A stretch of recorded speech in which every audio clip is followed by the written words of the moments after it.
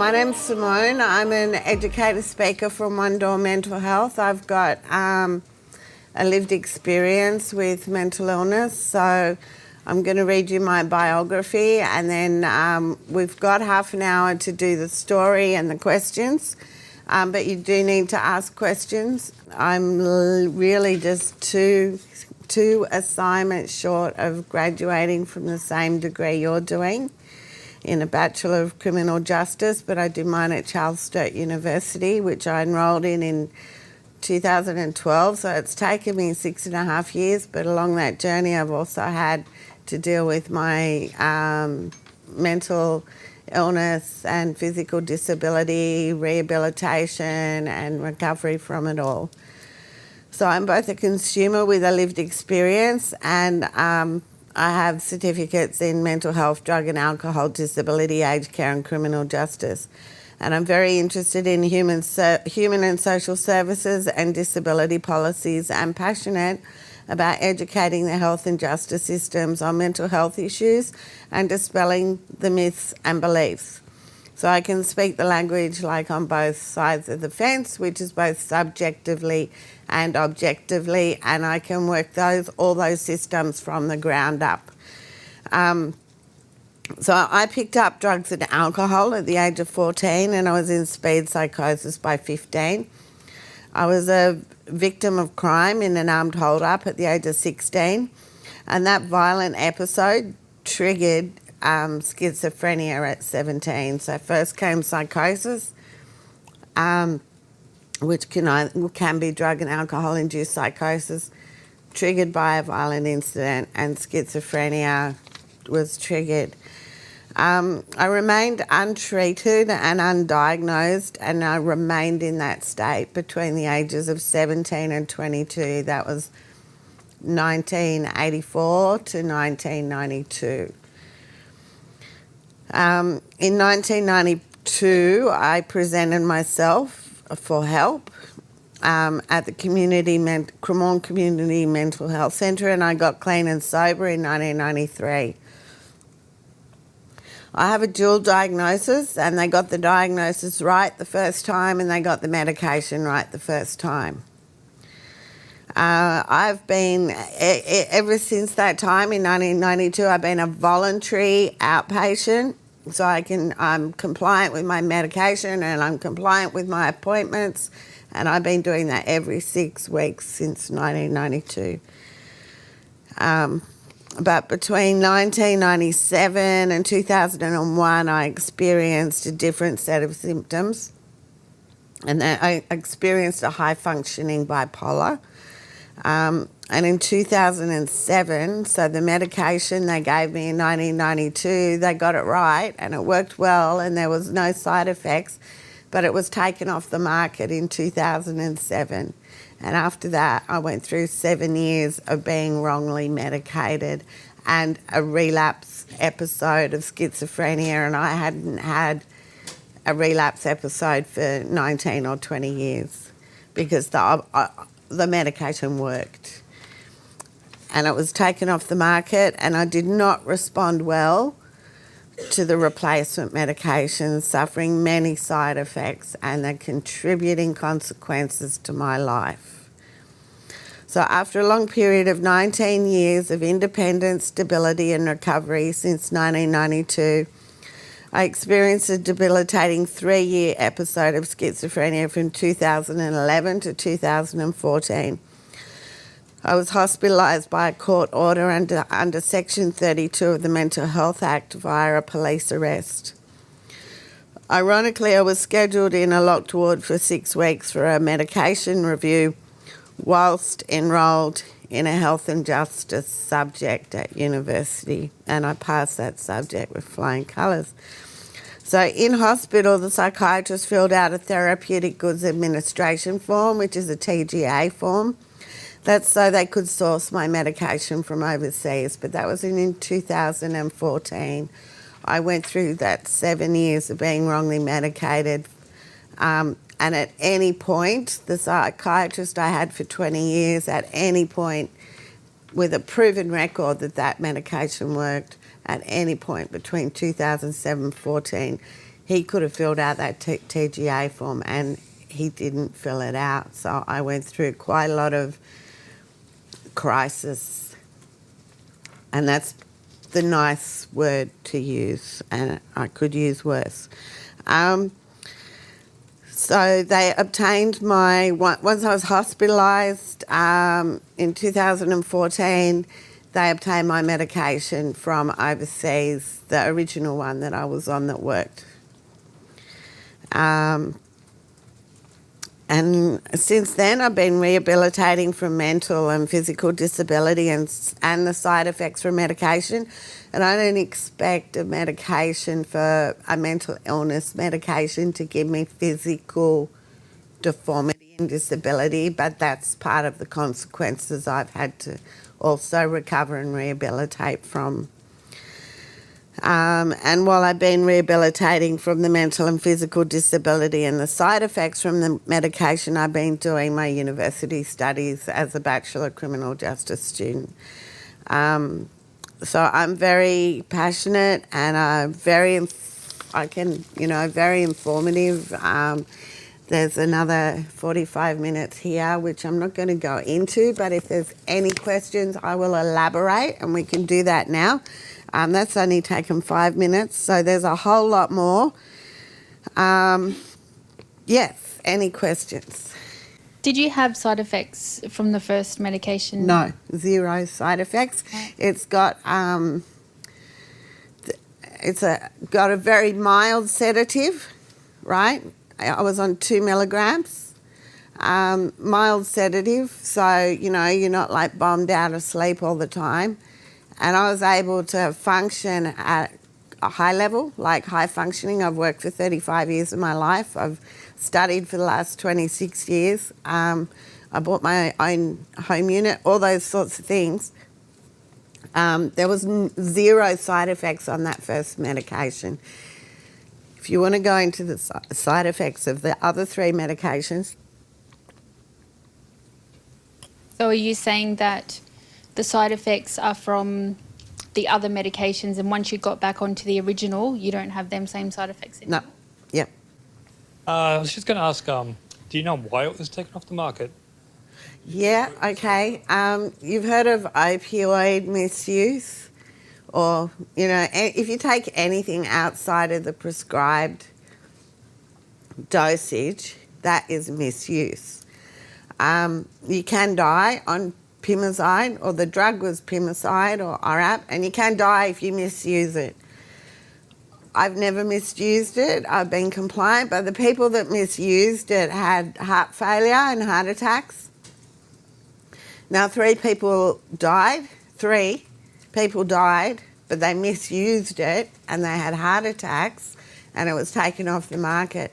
But opioid abuse, 1,000 people die and it's still on the market. Like this worked. It was a mental health medication that worked and it was taken off the market. And my life on the replacement drugs went down the tubes. Everything gone. Yes, up the back. What stigma did you face when you found out that you had schizophrenia, or people knew that you had? Did they change towards you? Oh, definitely. But it's not a case of knowing I had schizophrenia. At 17, something wasn't quite right, but I was just being a normal juvenile delinquent, I guess. Adolescent, I didn't know I was sick. I didn't know I was an alcoholic with a dual diagnosis and a mental illness. I didn't know that, right? I didn't know that for 5 years. So I'm untreated and undiagnosed for that 5 years. I had a number of jobs. I did work, but I was fired on a regular basis. I would have that voice, that fear voice, that paranoia voice. You're going to get fired. You're going to get fired. Always, hanging over me. Now, if you want to fast forward to this recent episode, after 20 years of recovery, even in that 20 years of recovery where I was well, because I'm open and upfront about what I've had or got, I get pigeonholed, I get scapegoated, I get alienated, even by my own family. There's other words. So, yeah, pigeonholed, scapegoated, alienated. And in this recent episode that went on for 3 years, I had built up quite a support system of peer support. I saw people turn their back, walk across the street, walk away. Not, I had to pull a couple of people up, like pull them up. And the word for that is social condemnation. Now, when I go out in the street, I can go into a shop, any shopping centre, right? So I'm at Macquarie Shopping Centre, or a friend of mine, also schizophrenic, goes into a shop at DY. People just do not like the look of us. Because we're either unkept or, we're not really good at self-care. We're pretty, rashy.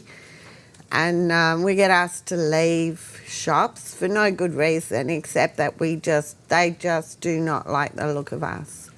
And I was working. I worked for home care for 10 years. I was well for 8 years of my employment there. The last 2 years I had schizophrenia. And I would still turn up to work. I was being bullied out of the place because they can't sack you for having a disability, so they just step up the bullying. I was discriminated by people with a disability that I was taking care of in the workplace because they didn't want someone with a disability looking after them with a disability. So now we're getting into discrimination, unfair work dismissal, social condemnation. I got told I was a liability. Okay, now the difference is now where I work at One Door, 75% of people that work at One Door, 75% of us have a lived experience, and it's considered an asset, not a liability. But where I was in the 20 years before that, I was a liability. I was scapegoated, pigeonholed, socially condemned, alienated, and that's along the lines of, escorted out by police on a regular basis. It became a regular thing to be removed from situations.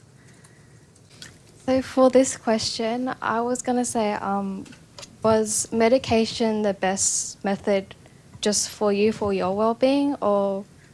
Not the wrong medications, no. I would have preferred, knowing that 7-year period, if I had predicted that 7-year period was going to happen and be wrongly medicated, I would have preferred to have gone unmedicated than what I went through. And this is 4 years after that, and I'm still patching up the consequences in my life from 7 years of being wrongly medicated. The consequences still affect my life today. Yeah, I would know the right medication, not a problem. I have no problem taking the medication, the good one, Pimozide or ORAP, compliant, willingly take it. But you can't rely on medication for everything. You actually have to do stuff as well. You have to get reasonable sleep. You have to stimulate the mind with reading something every day. You have to be compliant with the medication, of course, but you need to.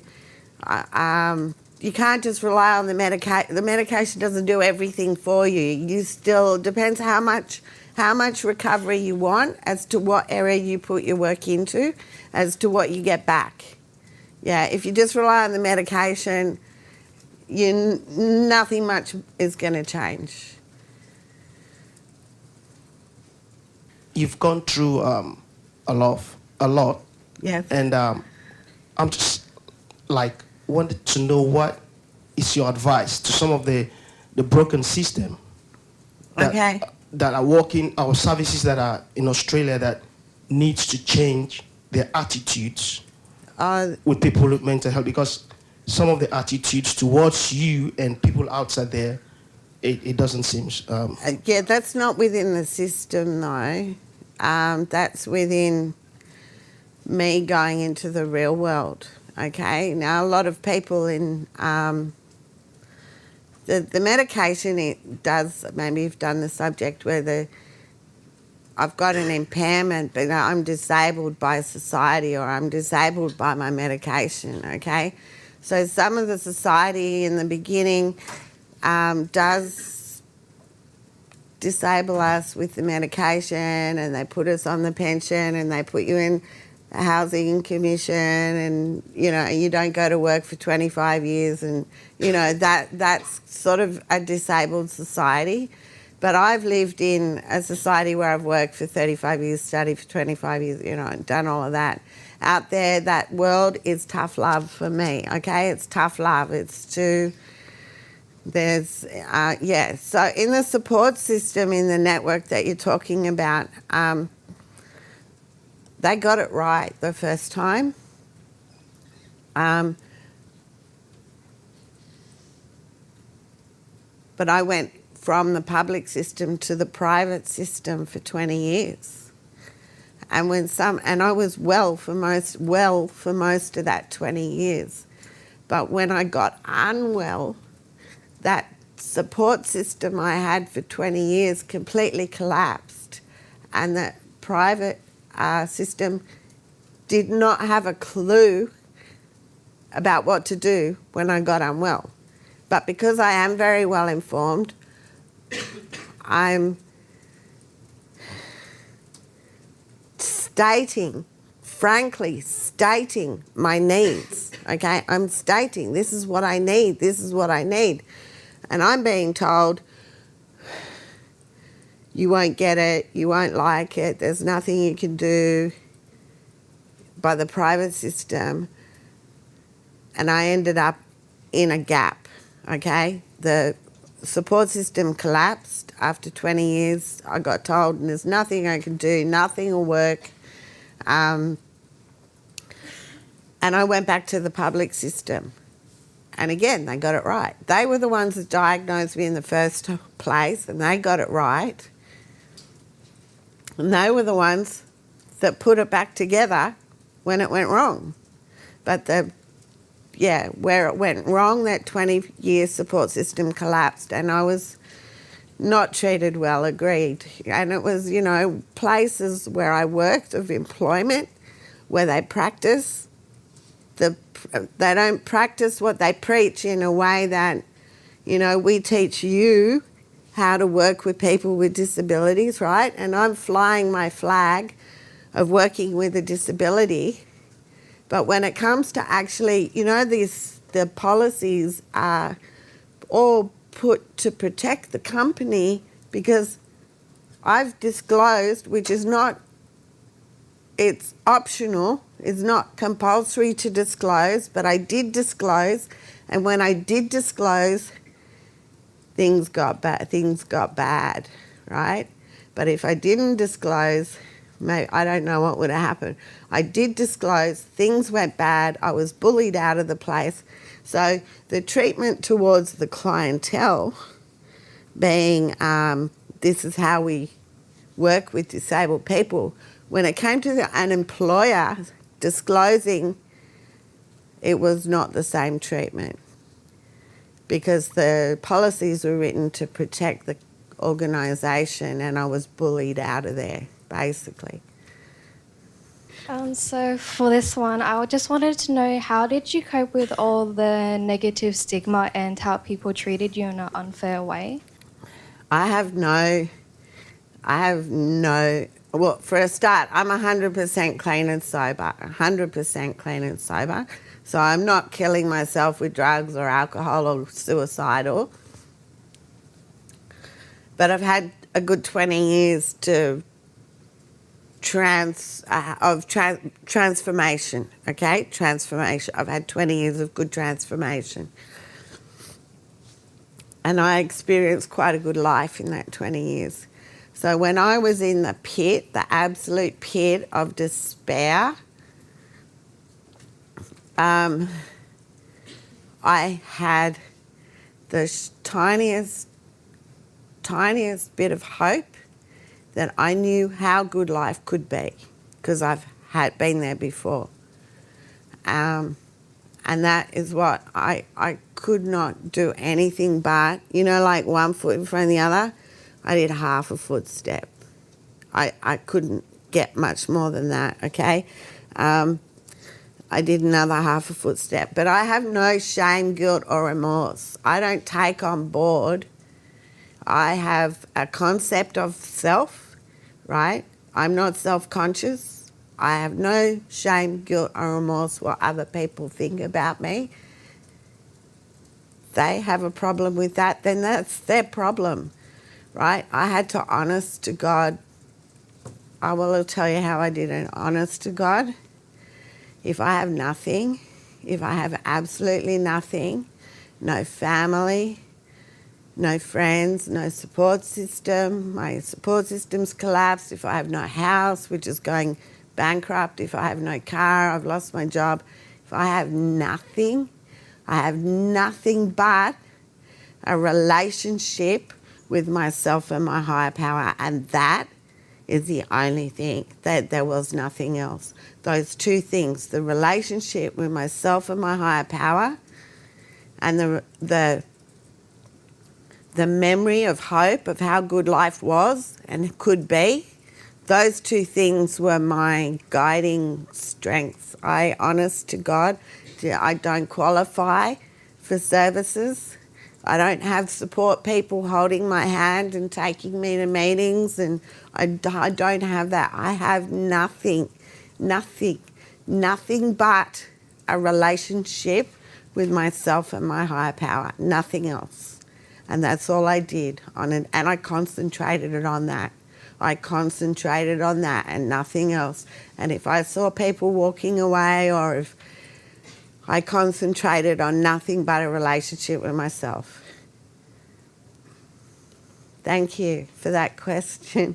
It's very important, or I'd be dead. Have you actually sought legal advice, or because you got a lot of cases there? Yeah, I did. I even I got Chris Murphy on the Facebook, and I sent him a convoluted, mixed combination of all the areas that were impacting me, and he said it is very complex, and it was too complex for even him. Now, as sick as I was with schizophrenia, I tried to sue the psychiatrist for failure of duty of care, for dumping me while I was in crisis, amongst other things, not filling out a TGA form for a period of 7 years. I had loss of income, loss of capacity to work, loss of superannuation, whole range of things, and I took that to a win-lose,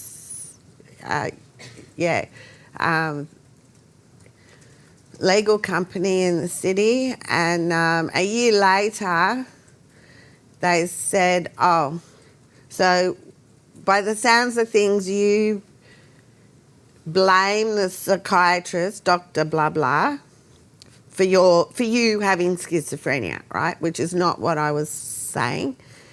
They misconstrued all my information, but I was very sick, so I don't even know what I've handed in.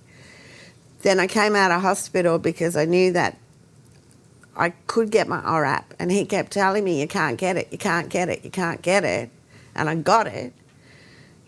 And the solicitor wrote back, let's just say you're back on the right medication now and leave it at that. Please do not contact me again. That's what I got. but it is very difficult to sue a doctor.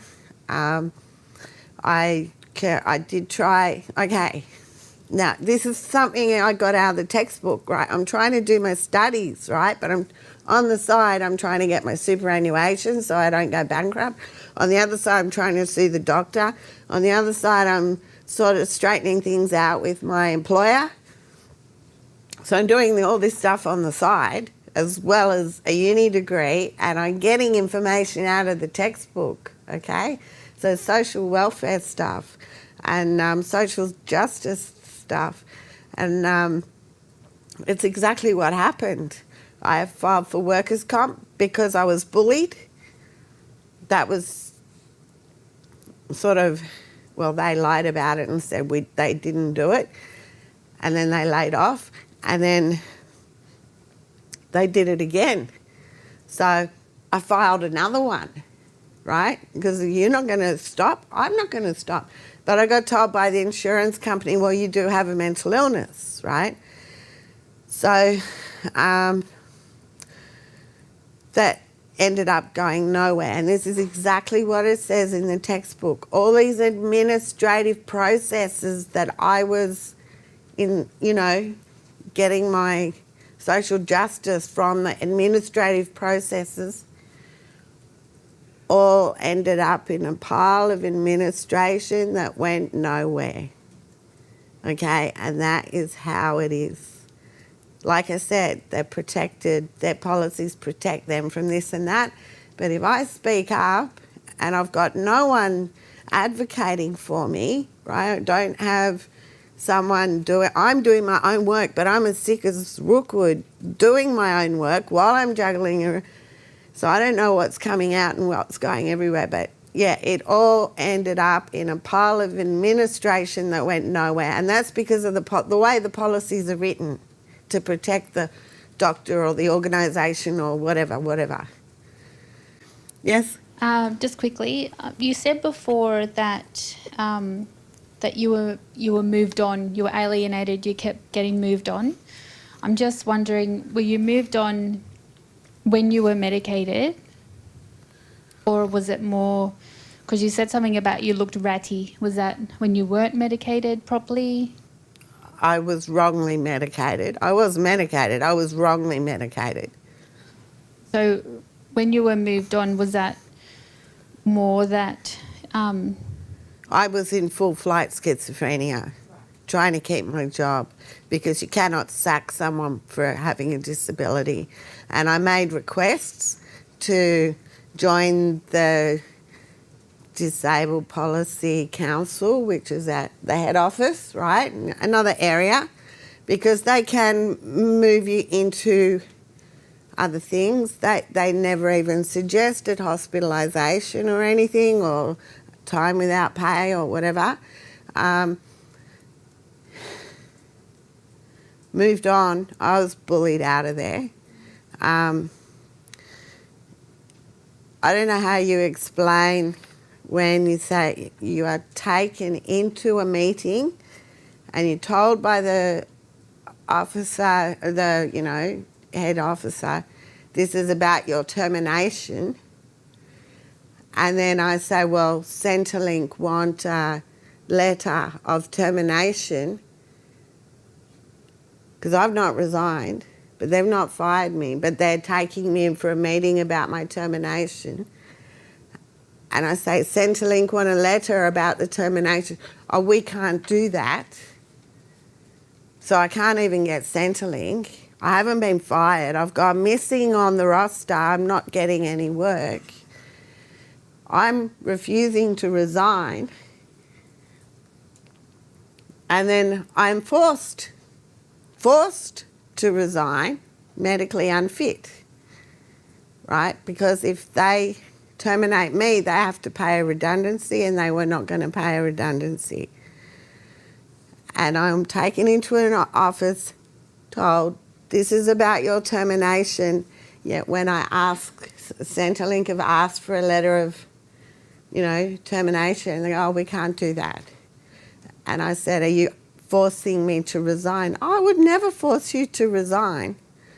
So, yeah, it was a whole lot of They thought I wasn't as smart as I was playing ping pong policy with them for 2 years to keep my job. So I'm not unsmart. You know what I mean? Thank you for listening.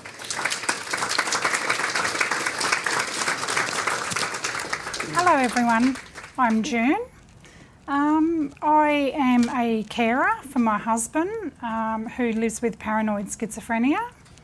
I also suffer from depression and anxiety myself and have done for many years as depression.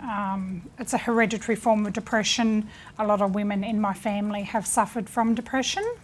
The anxiety came later on, so normally they go hand in hand. Sort of once you've diagnosed with one, you get the other one, or you have depression first and then anxiety, or the other way around, have anxiety and then depression. So but yeah, I've been caring for my husband now for 28 years.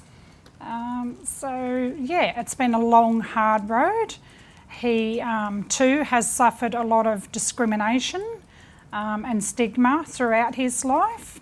He has been unwell since the age of 11, and at that age he was misdiagnosed.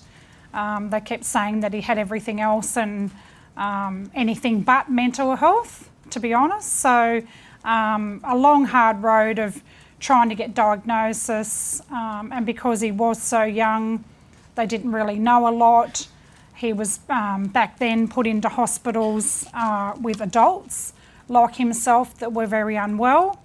They were medicated and basically just walked around like zombies without diagnosis, proper medication and all those sorts of things. So each time they would let him back out of hospital, and again he would either be unmedicated or on the wrong medication because they'd be treating for some physical illness that wasn't a mental health illness. So of course it's not going to work. His mum was a nurse, so for many years she tried to have him diagnosed. She knew that he had schizophrenia, and none of the doctors would listen. They went to all the top psychiatrists, you name it. They went to everybody, and still they said no, he doesn't have a mental illness. And his mum said, no, I'm telling you, he has a mental illness, he has schizophrenia. So for many, many years it just went backwards and forwards,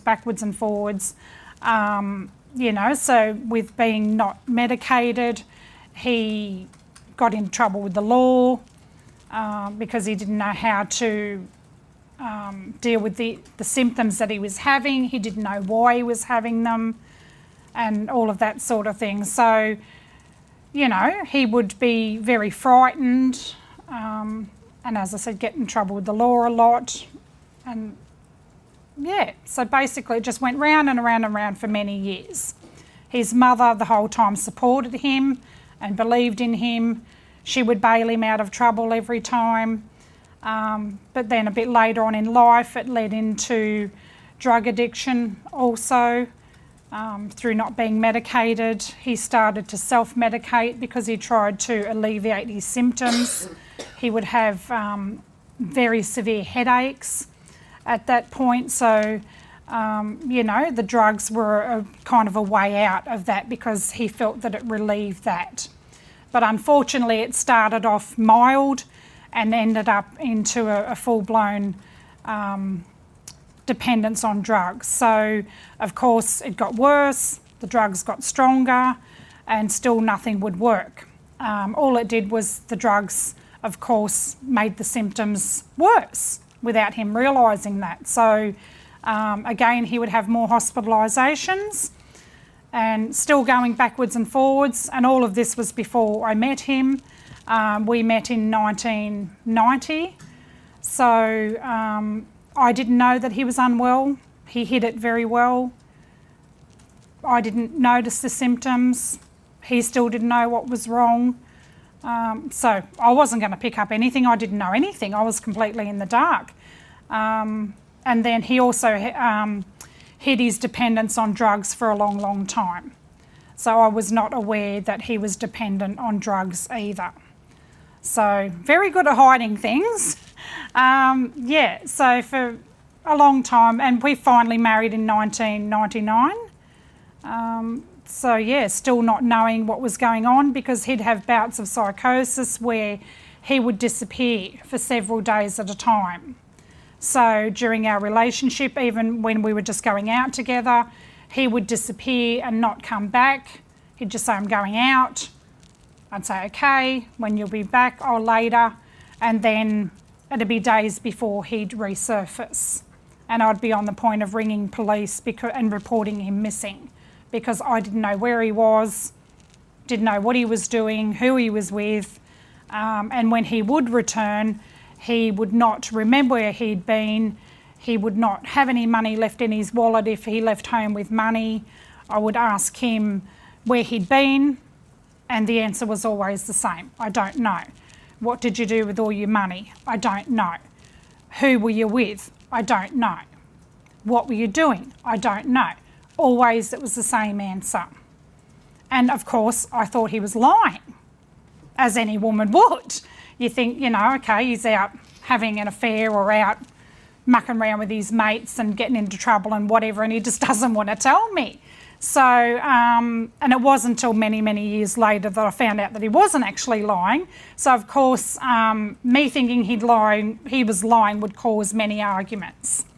But through it all, we managed to stay together, and he finally we had 2 children along the way as well, who are both grown now. We have 2 daughters, and it's been a long, hard road for them. They've had to grow up with 2 parents who have been mentally unwell, and it's been a real hard struggle for them, because they had to educate themselves. They had to learn about, first of all, their dad's illness, which was the paranoid schizophrenia, and it's very hard to deal with, especially when he's very unwell, and they wouldn't understand it when he went to hospital and things like that. So I would just have to tell them that Dad's not well, he's at the hospital, he'll be home at some point later on. So they would think that he was actually physically sick, because they were too young. You couldn't explain to them what was happening. I couldn't explain that he had a dependence on drugs. You know, you can't explain that to children at a young age. So a time would pass and he'd come home from hospital after yet again they've changed another medication. He's had to get used to a new medication, and for a time it would work and things would be okay until the next psychosis. So yeah, it just goes backwards and forwards, backwards and forwards. But yeah, in the year 2000 he was actually, he went into a rehab for his drug dependency, and in that rehab he was finally diagnosed correctly. He came across a doctor who was helping him with the drug dependency, and this doctor diagnosed him correctly. He turned around and he said, you have paranoid schizophrenia. And that was a huge relief, because we finally had a name for it. He was finally put on the correct medication, well, what we thought to be the correct medication at the time, and we went from there. I knew nothing about it. I had to educate myself to know what I was dealing with, how to cope with it. So I went as a carer and had education for myself, how to look after myself, and also how to look after him. They educated me about his illness, what the symptoms were, what it did, why he behaved the way he did, and it was all just very clear why these things had happened.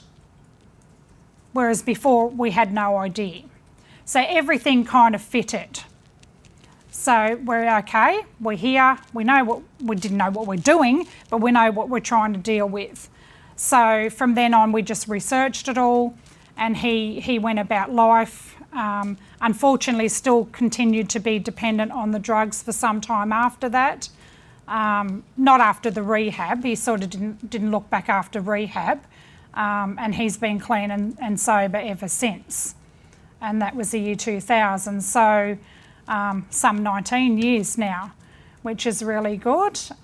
He was also told at a young age that he would never amount to anything. that he would be good for nothing, that he would never work, so he'd never hold down a job, you know, that he wouldn't do anything in life. You're not able to learn, you won't be able to study, you can't do anything basically. And from that, he was very determined to prove them wrong. So it made him stronger, made him fight harder, and made him more determined. My husband now works in the mental health field. He is a peer worker. He's worked in various different services as a peer worker. And for anyone that doesn't know what a peer worker is, it means they work with people with mental illness, the same as themselves or many different illnesses, and they give them support from their own lived experience. So they don't tell them what to do. They don't, you know, say, well, this is how I did it, I think you should do it that way. They give them guidance and advice, and if people follow that advice, then well and fine. But if they don't, and they make a mistake, that's okay. He helps them to pick them up and keeps them moving forward. So recently, just December last year, he's started a new job, and he's actually a peer worker as well still, but he does education as well. And he now works at Liverpool Hospital. So that job's very important to him. It can be quite stressful. Some days he doesn't cope with work because, you know, listening to people's stories and helping them with their life when you're trying to deal with your own symptoms, your own illness and things, it can be tough. But he gets strength from it because he knows that he's helped somebody. And if he's only helped one people all week, then that's one person that didn't have help before. So he finds it very valuable, very rewarding, and yeah, he gets a lot from it. It is mentally and emotionally draining, as I know myself because I work in mental health. I'm a trained mental health worker myself and have more recently moved out of a service, and I now work from home. So I've started my own small business and I provide care to people in their homes who suffer from mental health conditions. So that's also very important to me. But it is mentally and emotionally draining. It is quite stressful, but we love it. We thrive on it. We have lived, eat and breathe mental illness for 28 years. That's all we know. We're both all the time, my husband and I, we're always doing further training. We've done more certificates, we've done more courses, and because education is important to us. You're always learning. As an adult, doesn't matter how old you are, you're still learning all the time. So there's still a lot more to learn. There's a lot more people out there to help. My husband and I have a particular passion for homeless people, and that's sort of, we have a big hope to be able to help a lot of them someday, but that's a big work in progress. So, yeah. So it's a long, hard road. He's stable on his medications. He takes his medications virtually religiously every day because he's learned the consequences of not taking his medication. Because the last time he stopped taking medication was in 2010. He just decided to stop taking it for 9 months, and he had one of the worst and major psychoses that he's ever had in the time that I've known him. It was very severe. He ended up with a broken arm and everything out of it through police wrestling him and everything to try and get him to the hospital because unfortunately when he's unwell, if he becomes unwell at home, he doesn't know where he is, he doesn't know who I am during the psychosis. So the only way for me to get him help, because I can't physically get him to the hospital, I have to call for assistance. So if you ring the ambulance to come and assist, it's usually standard procedure that the police come with them because they're under mental health. So my husband's file was actually red flagged in the system with police and everything, but that's all part of the process. He's never been any harm to anyone else, only himself, because he has attempted suicide in the past, as I have had suicidal thoughts myself, which is not pleasant.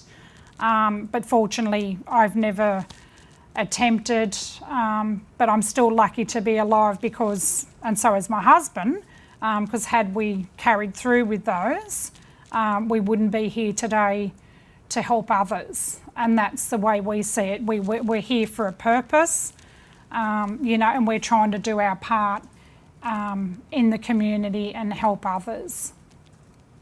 So yeah, and there's lots more stuff in there. As I said, we've raised 2 children in the process. One of them is actually now at uni, the youngest one. So she suffers PTSD herself due to a traumatic incident that happened to her when she was younger, totally unrelated to family and stuff, but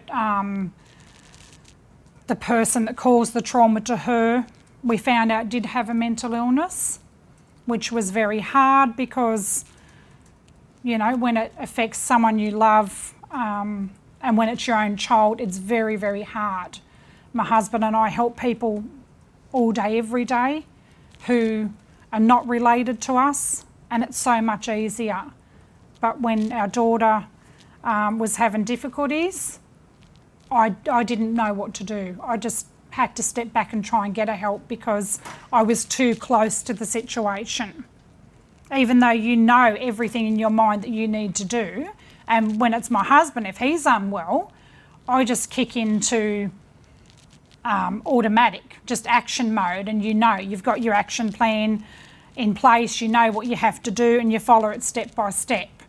But when I had to do it with my daughter, completely different, because you're just so close to the situation that, and being her mum, yeah, I've given birth to her, so it's a whole different scenario, and it's a lot harder to do.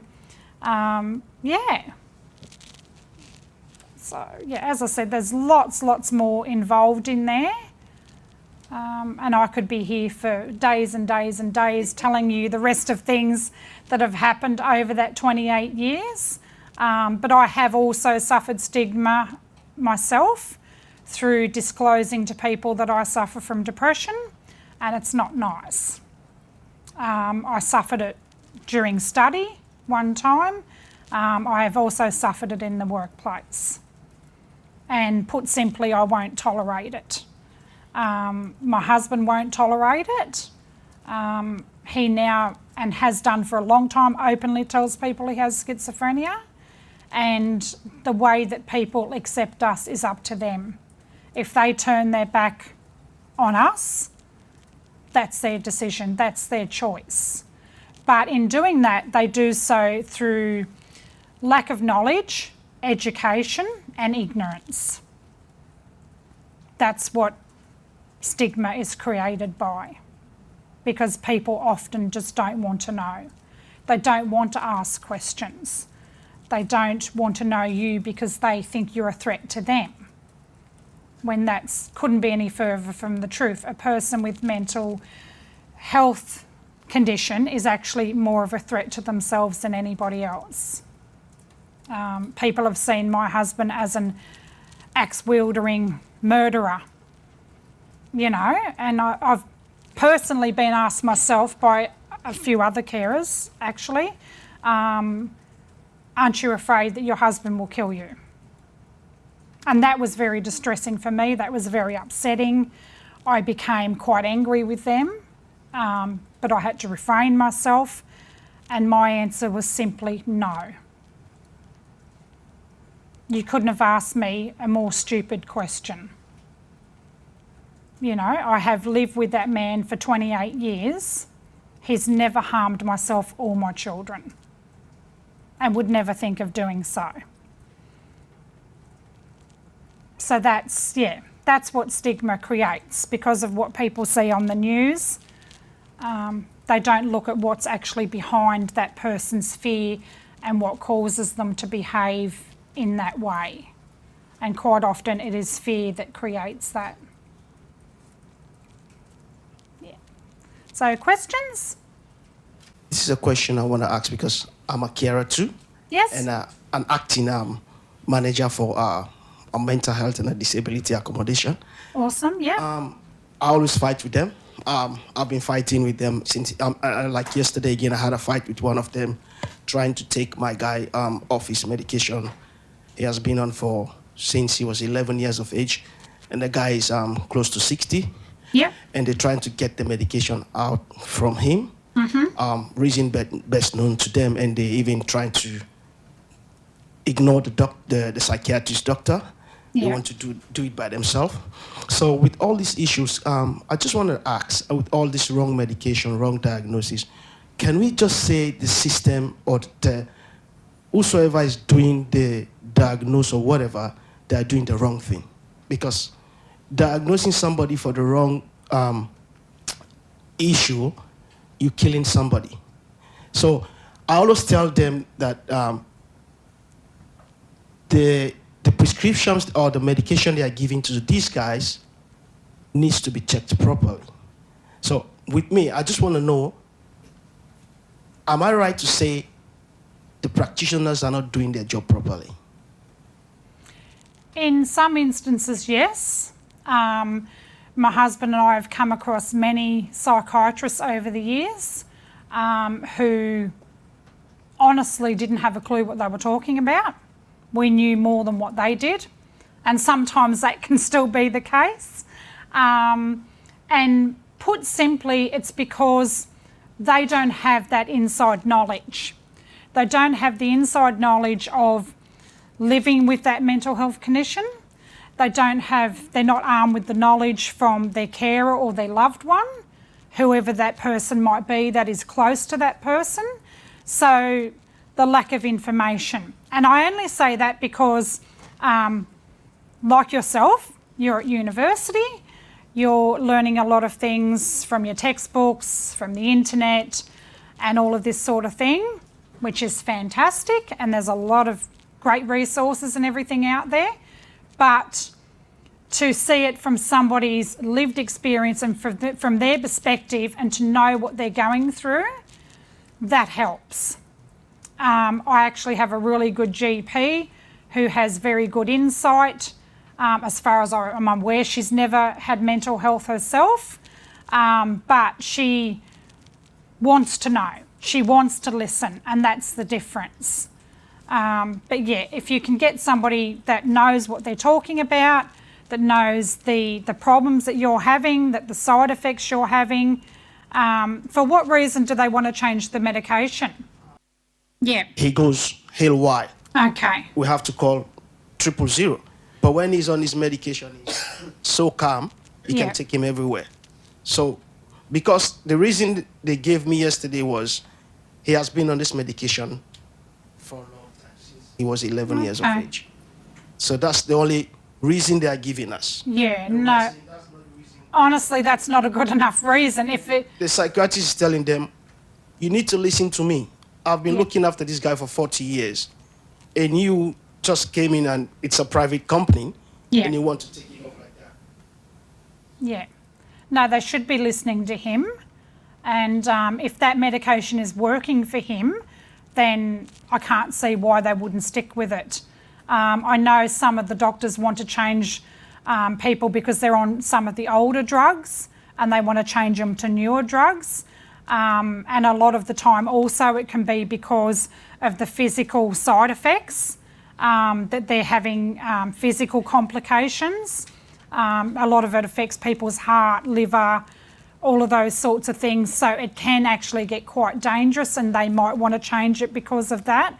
But if they're not having very many serious health effects and it's working, then I can't see why they don't stick with it.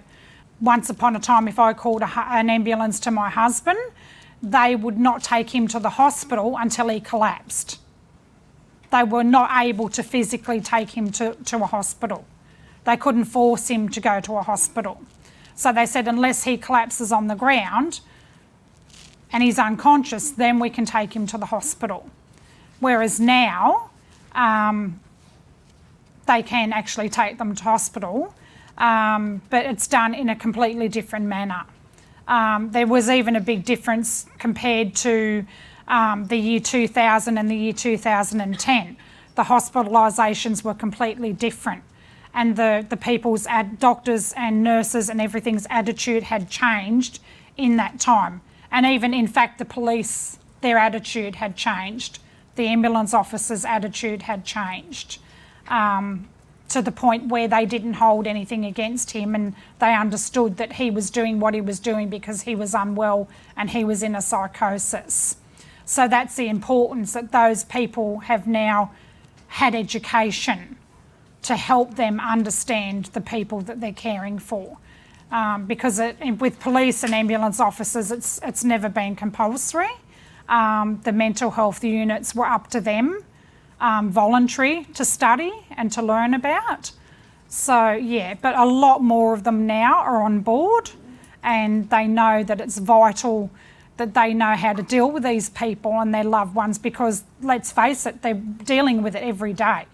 You know, how many call-outs would they get every day to do with mental health? It's crazy, the numbers.